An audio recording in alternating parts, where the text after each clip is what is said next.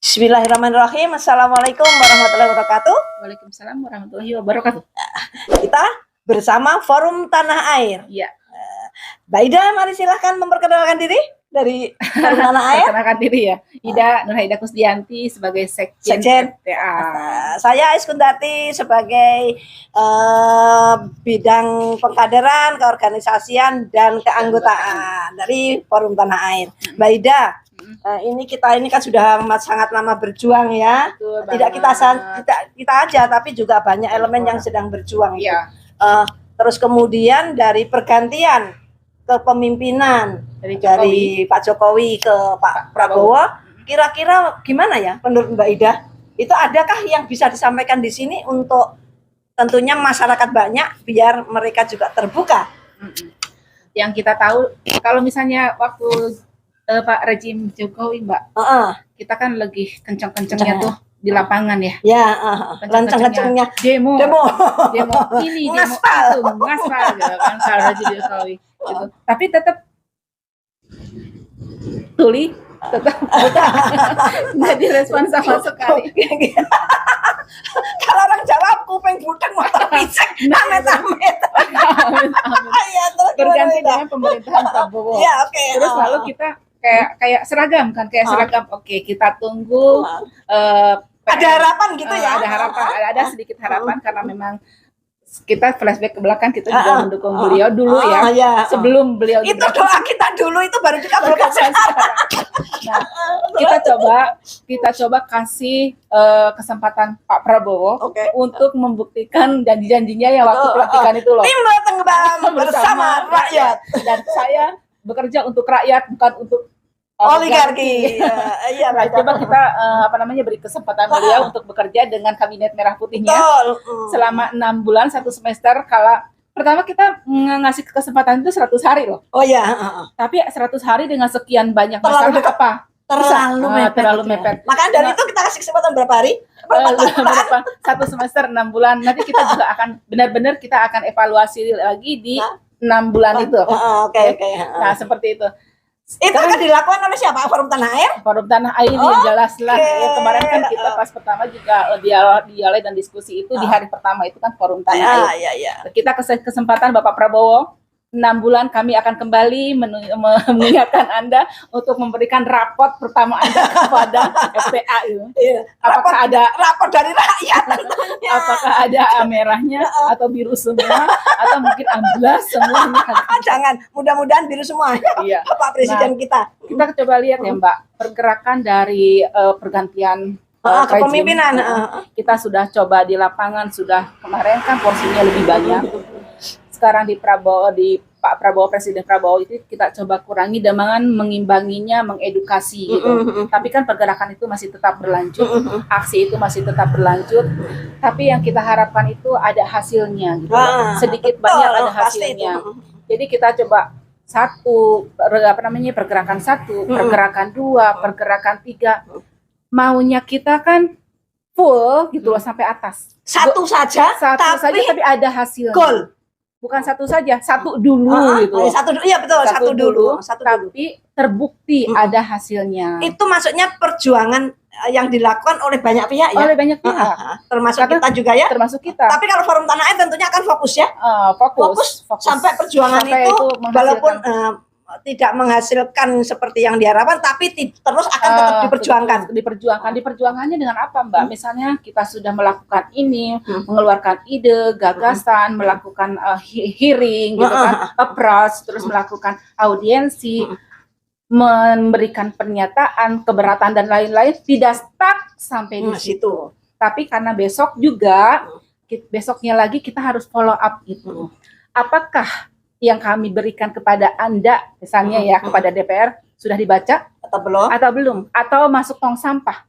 Kalau masuk tetap harus dipertanyakan itu ya, ditindaklanjuti oleh kita ya. Kita kawal artinya.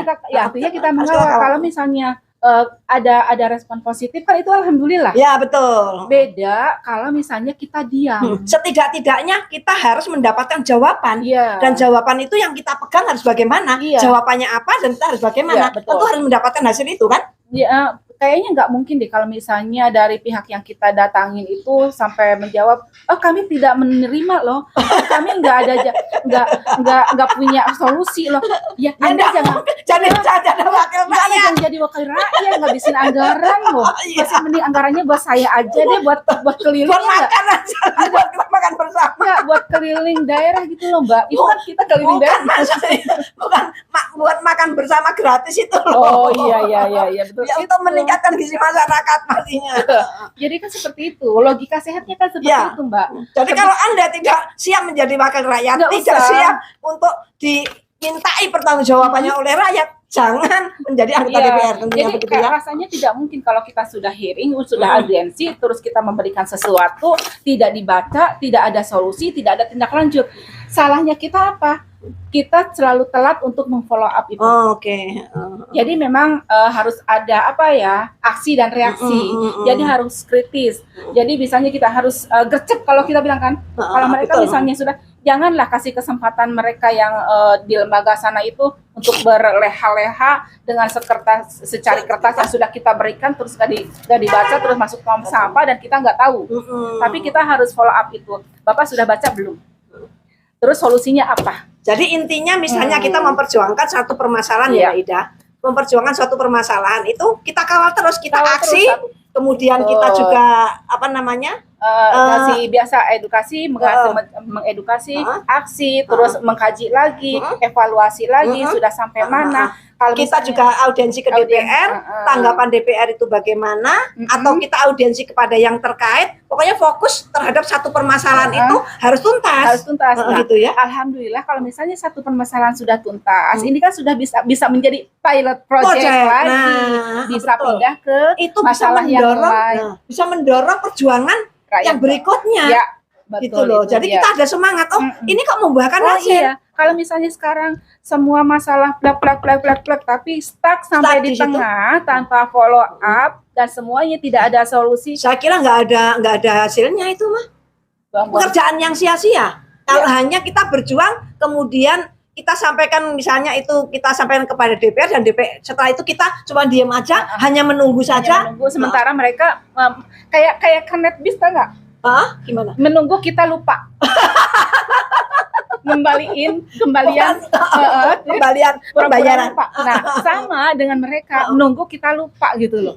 Ya jangan sampai jangan sampai lupa lah. Coba kita akan coba follow up terus gitu. Apapun masalah yang sudah sampai ke sana harus kita follow up. Artinya kan kerjaan kita yang kita rintis dari bawah, perjuangan ya, perjuangan kita yang kita rintis dari bawah itu harus tetap lurus terus, dikawal terus hingga selesai. Bagaimana jawaban akhir dari orang yang kita tuju, dari atau lembaga yang kita tuju, jawaban mereka bagaimana, hasilnya bagaimana, kita jadinya tahu harus follow up lagi. Kalau ini sekiranya kok mereka menyerah, ya kita harus follow up lagi dengan cari cara yang jalan bagaimana. lain. Kalau misalnya lewat lembaga ini, saya nyerah deh Bu, saya nggak punya solusi. Oke, Anda turun, kami masuk lewat jalan sini, kan bisa. Berarti kami juga bisa cari solusi lain, bisa cari jalan lain.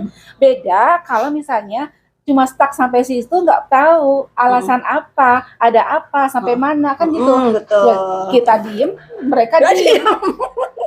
Jadi apa yang kita lakukan sia-sia dong. Ya. Apa misalnya kita banyak-banyakan masalah ini kita demo, masalah ini kita Audiensi, masalah ini kita harus suratin ini Tapi dan selesai, itu. Tapi sampai cuma situ. selesai di situ saja, nggak ada follow up-nya ya. Buat apa?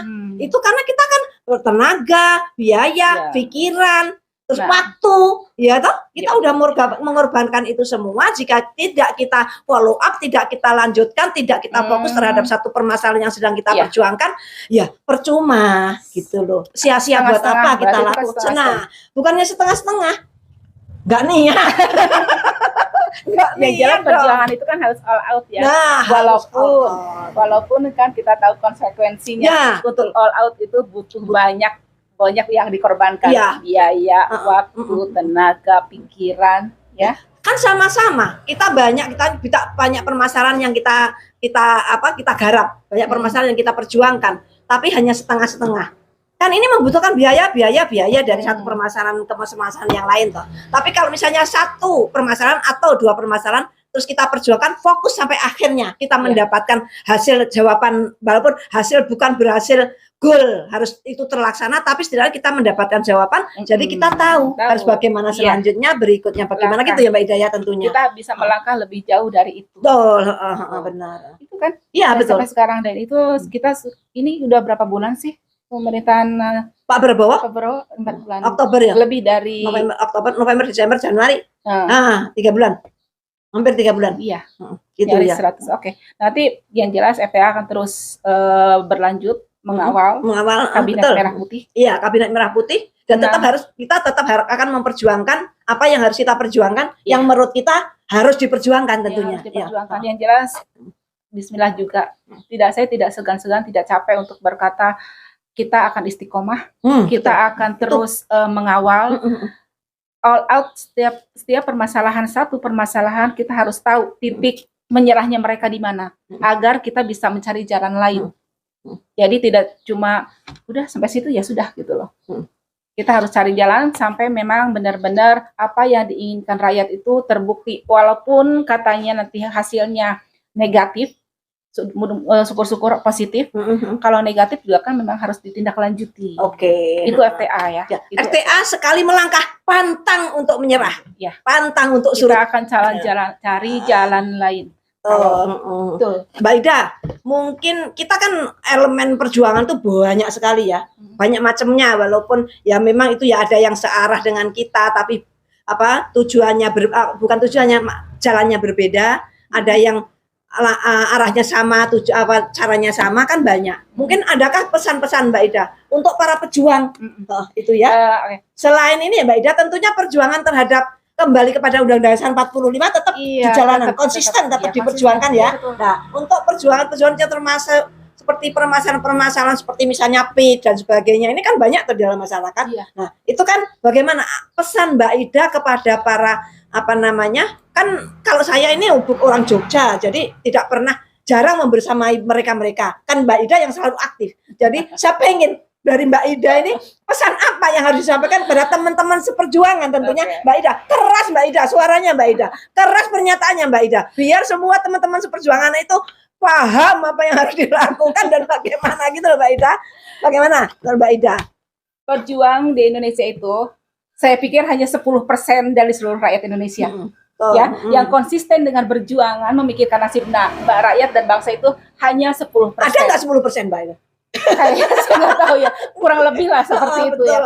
Kalau yang benar-benar action maksud saya, pejuang sih banyak, kita tidak menutup dari semua ya. Tapi yang benar-benar action real untuk tetap nggak tahu deh berapa persen yang jelas, kayaknya antara 10 gitulah. Tapi yang jelas kita coba bergerak bersama, walaupun dengan jalan yang berbeda. Betul. Ya, antara edukasi, aksi gitu, evaluasi. Seperti kata selalu yang dibilang oleh ketua kita Pak Tata, ya betul, seperti piramid. Oke. Kita berjuang dari bawah banyak nih elemen, tapi tetap mengerucut ke atas. Mengerucut dalam artian hasilnya nanti kita akan ketemu di satu titik yang sama gitu loh. Jadi tidak ada yang namanya saling ini, saling itu, kamu salah, kamu gini, kamu gitu, nggak ada. Kita memang bergerak bersama bagai piramid, dan nanti kita akan yang di pucuk itu, yang di ujung itu kita adalah, itulah perjuangan kita yang sesungguhnya. Dan satu lagi yang saya inginkan, jangan merasa silau dengan sesuatu yang memang sudah kita raih. Betul. Jangan pernah merasa puas maksudnya. Gitu loh. Jadi maksudnya biarkan rakyat yang bergerak. Itu yang sekarang sedang saya fokuskan. Biarkan rakyat yang bergerak, biarkan rakyat yang bersuara, biarkan rakyat yang mengusahakan dengan support, dengan dorongan dan dengan pikiran-pikiran mereka yang kita berikan jalannya. Ini solusinya seperti ini, Anda silahkan ke sana, ini jalannya, ini linknya, ini yang harus Anda bawa, ini yang harus Anda up. Tapi kita tetap mengawal tentunya. Tuturi handayani, Mbak. Betul. Kita tetap mengawal, membersamai mereka semua. Karena apa? Karena pemerintah saya tidak mau menjas kalau misalnya pemerintahan saat ini sama dengan yang lalu. Yang minimal ada jaga-jaga boleh kan? Jaga-jaga boleh karena gitu loh. History. Karena kita tahu sendiri di belakang mereka ada siapa. Karena pemerintah kadang-kadang maunya rakyat yang berbicara langsung, karena rakyat yang merasakan, rakyat yang menerima, rakyat yang tertindas. Misalnya kalau kita misalnya, oke, gini, kita juga yang bicara, betul nggak sih? Iya nggak sih? Sementara rakyat diem gitu loh. Tapi setidaknya gitu. Juga pemerintah juga harus bisa melihat juga dan bisa mendengarkan mereka, Mbak Ida. Bisa melihat kesengsaraan rakyat. Ya. Adakah rakyat kita, para pemimpin tentunya khususnya, adakah rakyat kita yang sekarang ini sedang menderita? Seperti itu kan? Iya. Karena tidak hanya di dunia, di akhirat para pemimpin nanti akan dihisap sebagai pemimpin atau sebagai presiden misalnya, akan dihisap bahwa kamu sebagai presiden Republik Indonesia, adakah rakyatmu yang kelaparan? Oh, itu jadi tanggung jawabnya, Mbak Ida. Itulah negara harus hadir untuk rakyat. Nah, maka dari itu benar. Negara harus selalu hadir untuk rakyat, terutama rakyat-rakyat yang ada di bawah, yang terpinggirkan, rakyat yang miskin, yang hidup dalam kemiskinan. Karena harus menjunjung, harus bisa mengangkat para rakyat yang di bawah, terutama generasi mudanya. Jadikan rakyat tokoh. Nah, betul Jadikan sekali. Rakyat itu tokoh. Nah. Karena saat ini kalau yang menurut saya lihat ini pikiran awam saya ya. Saat ini yang dibutuhkan adalah gerakan arus bawah. Betul. Ya, gerakan arus bawah. Menunggu arus atas susah. Iya, arus atas kan susah. Kan sepertinya sih memang arus bawah itu kan lebih kenceng dan lebih betul. Bener kan? Kayak di laut kan? Iya, di laut kan kalau arus bawah ini lebih kuat. Gitu. Jadi sekarang kita coba upayakan untuk mengedukasi mereka agar rakyat yang di bawah ini bisa bergerak bersama dengan kita atas support dengan kita. Atas support kita tentunya ya. Itu sih Mbak. Ya. Kalau untuk harapan-harapan kita ya. Sekali lagi harapan kita kepada teman-teman yang seperjuangan dengan kita, searah dan setujuan dengan kita, tetaplah berjuang, tetaplah bersemangat. Jangan pernah berhenti untuk tetap berjuang selama hayat masih dikandung badan. Dan jangan pernah hanya berjuang yang setengah-setengah, ya Ida tentunya ya. Jangan hanya setengah-setengah. Kita tuntaskan apa yang kita perjuangkan hingga titik akhir, tentunya. Seperti tadi, ya piramida tadi. Oke, sampai di sini Mbak Ida. Cukup? Oke, sampai ketemu lagi di podcast nanti kita Forum Tanah Air bersama kami. Mungkin juga yang lainnya nanti bisa kita mencoba podcast bersama. Assalamualaikum warahmatullahi wabarakatuh.